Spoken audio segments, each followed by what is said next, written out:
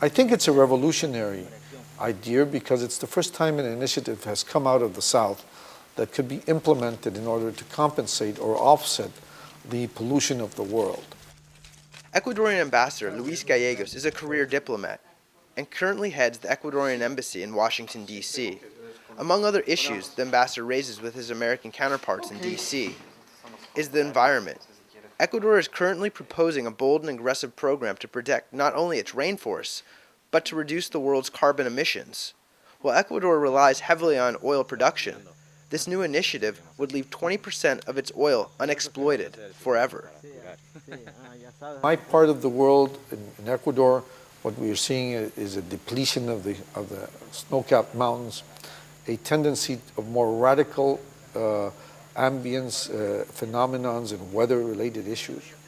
And I think that all of this creates a scenario by which all the world has to look into this and do its best. With Ecuador's greatest national export being crude oil, the ambassador says that Ecuador is willing to do its part by leaving the oil untapped. The vast Yasuni forest has extremely diverse wildlife with 616 species of trees, the most species of tree of any forest in the world. But there are also indigenous peoples that rely on the forest who have had little to no contact with the outside world. The trick for the ambassador in Ecuador is to make the project economically viable. Fundamentally, the initiative is to preserve that oil underground and receive from the sale of bonds an amount of resources that is half what it would produce as an oil exploited field. With the world dependent on oil, the ambassador and organizations like the World Resources Institute are working to show how rainforests and pristine lands of the Amazon jungle, with all its benefits for humanity, from climate to ecosystems, are more economically viable for our future by leaving them intact and pristine.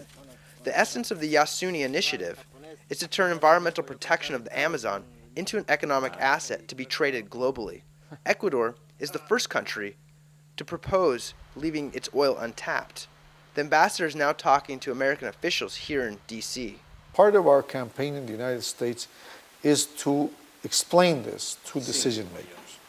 Sí, porque son formalidades. Son formalidades. Okay, perfecto. The area where Ecuador proposes to leave the oil untapped stretches over 5 million hectares of rainforest where 180,000 indigenous and their communities live. Ambassador Gallegos says that many countries in Europe, including Germany, Spain, Italy, have pledged support, and there's even talk that Germany has earmarked $50 million for the initiative. But with skeptics beating a loud drum that the economic loss will sink the project, the ambassador is quick to point out that this is about a greater change in our perception, values, and thinking.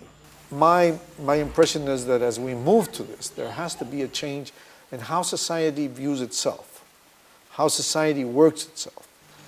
Simply the resource will not be there in the next decades and the situation will get graver. As the degradation of climate and degradation of life happen, we will affect the future generations of the world.